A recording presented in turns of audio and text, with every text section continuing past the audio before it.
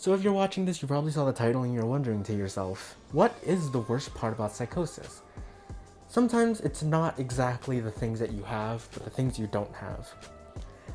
I would go lengths of time, a long time, where I wasn't necessarily in a psychotic episode, but I was experiencing symptoms of a psychotic illness. What does that mean? Well, in my diagnosis, there are two symptoms: positive symptoms, negative symptoms. Positive symptoms is like outside voices, hallucinations, delusions, olfactory hallucinations or tactile hallucinations, any form of hallucination, anything that is adding to you. While negative symptoms are things taken away from you. They're both extremely, and I mean extremely, they're both extremely hard to deal with. It's very tricky going throughout your day trying to go to school, trying to go to high school like I was, and hearing voices in your head telling you to kill yourself, not being able to concentrate on your work and falling back in school. That's very hard. I'm not denying that it's hard. But I do want to say that there are certain times where negative symptoms can be even worse. You see, for a very long time I was depressed, and I didn't know why. I found absolutely no joy in anything. It's a state known as apathy. And it's not exactly induced by any medication, because I was feeling that ever since I was a little kid before I was ever put on medication. I would have these fantastical ideas, and I'd see things in the sky, and I'd say all these kinds of things. And for a big portion of my life, I was living with positive symptoms, and it wasn't that intrusive. It would be, oh, I'm seeing animals in the sky, or oh, I'm seeing dots where there shouldn't be dots, or flashing lights and stuff like that, or kaleidoscopes that I still do see. It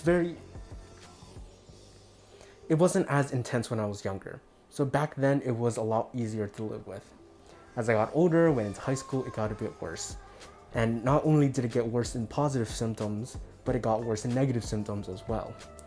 Personally, I'm someone who has struggled a lot with negative symptoms, because those are the kind of symptoms that really drive me to become suicidal.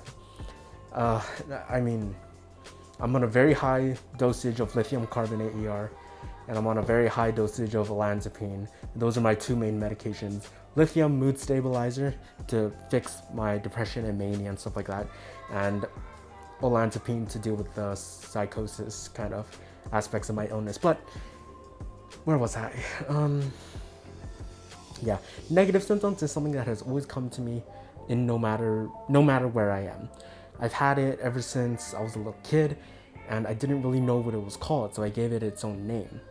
Because I gave it its own name, when I described it to my therapist, she says, that sounds a lot like depression and depersonalization.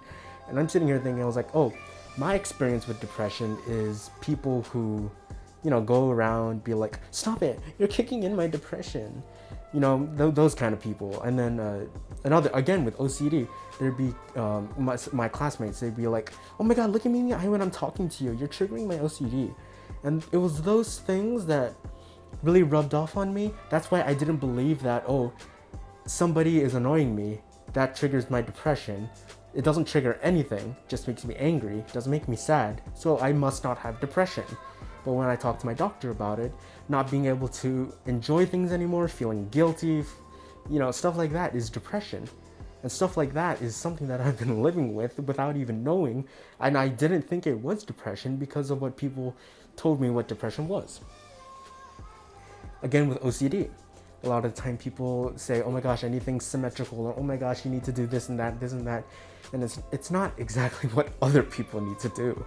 That's something that a lot of people don't realize. It's not something that another person has to do, but it's something that the person who's experiencing those symptoms has to do. It's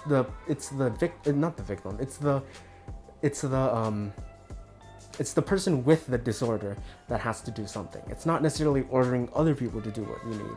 Although that can happen, it's not impossible. It's happened with me before in the past, but it's not, you need to fix your hoodie strings. They're annoying me. They're triggering my OCD. That's just not, that's bullshit. But, continuing on, negative symptoms have been one of the symptoms that has often come over me. And like I said before, it was a very debilitating kind of depression, where originally I was diagnosed with depression with psychotic features, which I'm not anymore, and my diagnosis is pending. But yeah, negative symptoms, have driven me to stand at the edge of cliffs and just stand there for hours on end. Stand there looking off the cliff, wondering how quickly would it be. It's resulted in me holding a bottle of pills while with a bottle of scotch in the other hand, trying to contemplate whether I should end it all or not. That is what negative symptoms did to me. And I'm not saying that positive symptoms haven't done the same thing, because they have. But it's just a lot harder when the only voice in your head is your own, and that voice is the voice that hates you the most. That voice is the one that wants to see you suffer the most. And that is why negative symptoms are sometimes worse than positive symptoms. So, hope you enjoyed listening to me. If you're in an emergency, I have emergency links down below. And if you need to talk to me, you can always DM me. Anyway, I'll catch you in the next one. Ohui ho, malama pono.